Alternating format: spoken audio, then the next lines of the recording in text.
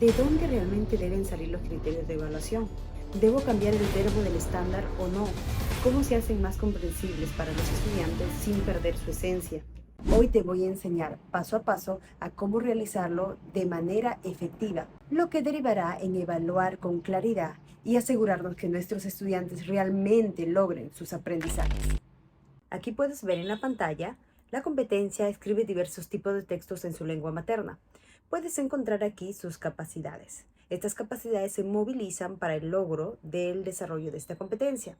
Pero vamos a analizarlo un poco más, a fin de llegar a entender cómo elaborar nuestros criterios. Si tomamos una sola capacidad, que es adecuar el texto a la situación comunicativa, esta involucra varios aspectos. Por ejemplo, el propósito, el destinatario, el registro, las fuentes de información. Esto que acabamos de ver es importante porque a futuro nos va a ayudar a entender cómo elaborar los criterios de evaluación, tomando en cuenta el estándar y las capacidades. Considera también que las capacidades involucran varios aspectos. Vamos a hacer un análisis de cómo establecer los criterios de evaluación a través de los errores y las buenas prácticas.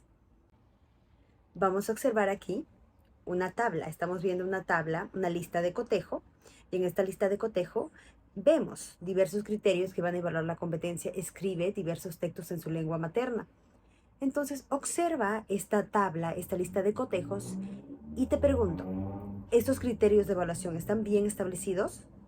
Recuerda que los criterios de evaluación, como lo hemos dicho al inicio, miden el aprendizaje del estudiante. ¿Y cuál es el aprendizaje? El estándar, el logro de aprendizaje esperado. Pero ¿a qué se relaciona esto? A la competencia. ¿Y la competencia qué es? Es una forma de ser. Por ende, los criterios tienen que evaluar la forma de ser. Estas acciones que lo están llevando al desarrollo de ¿qué? De su competencia. Entonces, entendiéndolo de esa manera, si yo leo el primer criterio de esta lista de cotejo, dice, escribe un título de la receta. ¿Habla de la persona o de la tarea? ¿En qué se está enfocando? Pero vamos a dar argumentos más fundamentados hasta entender cómo establecer nuestros criterios de evaluación. Vámonos a la base teórica. ¿Qué debemos conocer antes de formular los criterios de evaluación?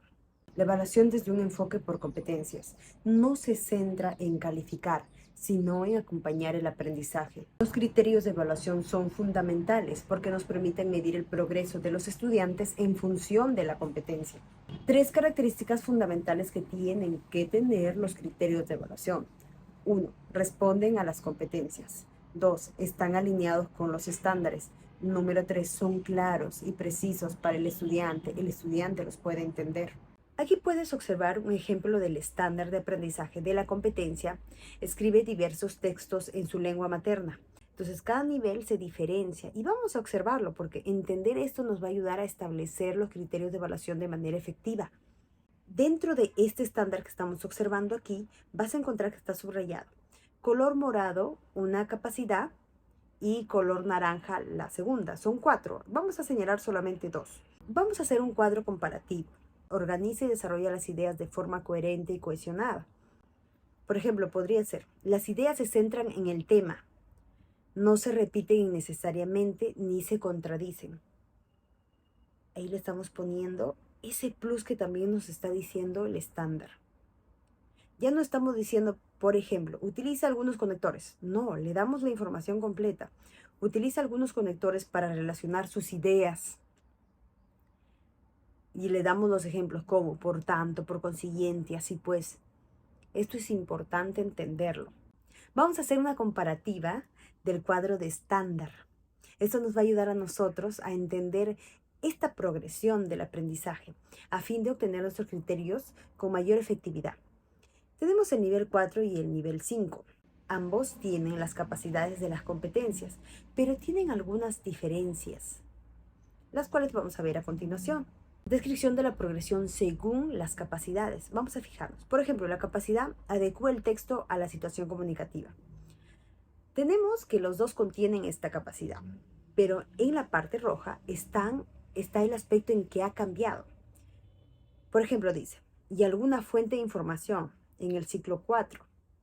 Y en el otro ciclo 5 dice, y fuentes de información complementarias. Ya no te habla de una, sino de fuentes de información complementarias. Eso se espera que realice el estudiante cuando escribe un texto. Considerando entonces el estándar de aprendizaje como primer fuente, luego vamos a ir entendiendo las capacidades, porque yo entiendo que cuando desarrollo mi competencia, movilizo todas mis capacidades, voy a plantear mis criterios de evaluación. Aquí puedes observar una nueva forma de establecer los criterios de evaluación.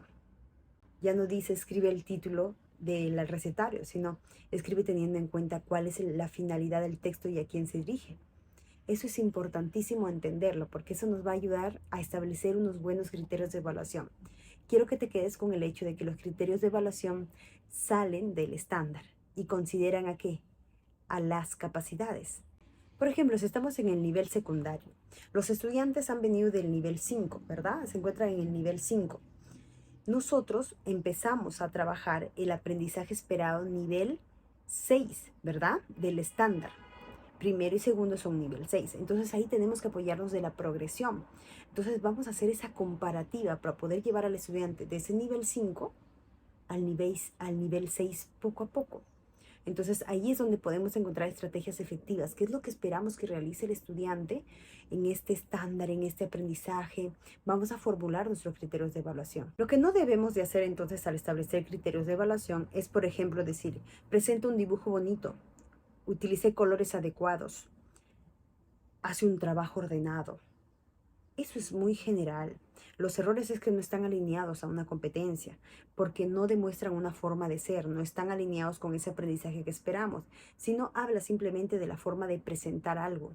Nosotros en el área de arte y cultura también hemos hecho esta práctica. Si ves este papel todo desordenado, es todas las ideas que teníamos, todas las veces que nos equivocamos, hemos tratado de avanzar, de hacerlo de manera colegiada, hemos dicho no, pero sale de aquí, sale del estándar, no, pero no lo hemos planteado correctamente al inicio, hemos generado muchas ideas. La última versión que tú puedes ver es esta que ves en la pantalla, donde puedes observar que está un poquito más claro. Inclusive tenemos la bendición de que alguien nos haya retroalimentado. Y en esta retroalimentación lo que recibimos es que todavía no estaba muy claro, sobre todo cuando especificamos, realiza la expresión corporal utilizando los niveles del movimiento. Nos comentaron que debemos decir qué niveles de movimiento utiliza. Nosotros dábamos por hecho que ya lo habíamos explicado en la clase, pero es importante que el estudiante considere que estamos evaluando de manera correcta que utilice estos elementos. Por eso se los estamos diciendo también, que elementos alto, bajo, medio, ¿no? Entonces tenemos que decirlo, tenemos que hacerlo más específicos. Si bien es cierto, lo hemos hecho de forma colegiada, hemos encontrado una mejora, inclusive tenemos que mejorar un poco más en el detalle de explicar, que sea claro lo que queremos al momento de desarrollar este aprendizaje, despejando dudas para elaborar correctamente nuestros criterios de evaluación. Entonces, el primer referente para hacer los criterios de evaluación de manera clara y específica y de acuerdo al enfoque por competencias es el estándar. ¿Qué función cumplen entonces los desempeños al elaborar los criterios de evaluación? Nuestro primer referente para elaborar los criterios de evaluación es el estándar, y el estándar contiene las capacidades, y todas las capacidades se movilizan para el desarrollo de la competencia. El desempeño es las acciones que desarrolla el estudiante a fin de lograr la competencia. Lo que quiere decir es que el desempeño ¿de dónde se desprende? Del estándar. Así que si desarrollamos como primer referente nuestro criterio en base del estándar, no estamos alejados del desempeño, porque el desempeño parte del estándar. El desempeño nos puede decir qué acciones podemos hacer como docentes o qué acciones puede hacer el estudiante, pero para establecer nuestros criterios, el primer referente es el estándar.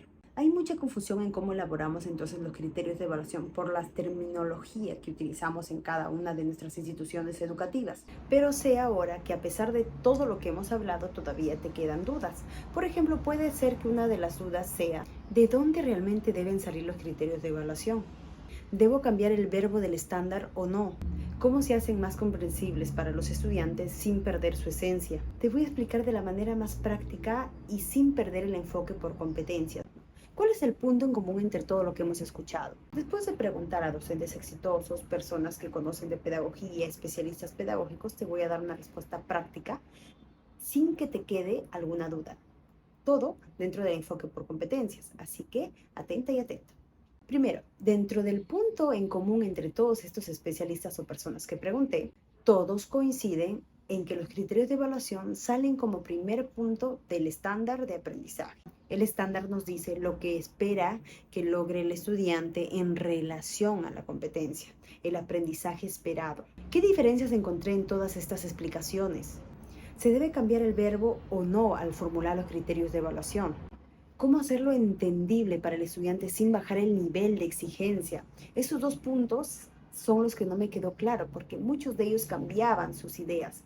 Y es aquí donde vamos a reforzar juntos cómo realizarlo. Algunos especialistas me decían que no debemos cambiar el verbo inicial del estándar, porque al hacerlo cambiamos la alineación del estándar que estamos eligiendo hacia algo que no esté alineado con la competencia. En este caso, si el estándar es muy complicado, nos indican que nos conviene utilizar el desempeño contextualizado. Esto nos va a ayudar a construir nuestros criterios de evaluación mucho más específicos y claros. Para clarificar lo que significa el verbo contextualizado del desempeño, podemos utilizar la taxonomía de Bloom o las tablas de capacidades, por ejemplo, para saber qué implica realizar ese verbo. Por ejemplo, reflexionar. ¿Qué implica reflexionar? Enfoque número 2. Adaptar el verbo para que sea entendible para los estudiantes. Otro grupo indica que sí podemos adaptar el verbo del estándar que estamos sacando para elaborar nuestros criterios a fin de que el estudiante lo pueda entender. En este caso, proponen cambiar el verbo inicial del estándar para algo más accesible. Pero hay un riesgo. Si no se hace con cuidado, el criterio podría bajar el nivel esperado y perder su alineación con la competencia. ¿Cuál es la solución? Para evitar este problema, algunos países como España diferencian criterios de evaluación con indicadores de evaluación, los cuales le ayudan a entender aquellos criterios y sus indicadores. Los criterios de evaluación se mantienen alineados con el estándar. Los indicadores de evaluación se mantienen alineados con este criterio y no dejan de estar alineados con el estándar, pero están relacionados con el criterio y buscan que se entienda el criterio, pero siempre se desprenden del criterio. Vamos a sacar algunas conclusiones de este punto. Si bien cada país e institución educativa tiene algunos acuerdos para establecer sus criterios de evaluación, hay algunos principios que no se pueden cambiar. Por ejemplo, el estándar es el primer referente. Si es necesario hacer más comprensible este verbo para el estudiante, podemos utilizar tablas como la taxonomía de Bloom o la tabla de capacidades. En algunos casos podemos hablar de indicadores de evaluación, como adaptaciones del criterio sin perder la esencia del estándar. Ahora, si tú sientes que esto es confuso, no te preocupes, que yo también he sentido lo mismo en muchas capacitaciones y charlas. Al principio me parecía que cada especialista decía algo diferente, pero lo importante es no memorizar términos ni quedarnos con una sola cosa que nos dice un especialista, sino entender el propósito de la evaluación y cómo formular los criterios de evaluación de manera efectiva, que realmente ayuden a valorar el aprendizaje de nuestros estudiantes. Más allá de los diferentes enfoques, lo importante es que comprendas cómo establecer correctamente los criterios de evaluación para que sea efectivo, porque cuando evaluamos estamos guiando mejor el aprendizaje del estudiante. Déjame en los comentarios qué parte del aprendizaje te pareció más útil. Suscríbete al canal para más información. Comenta para yo saber qué temas te interesan aprender y qué temas debemos reforzar. Gracias por ver.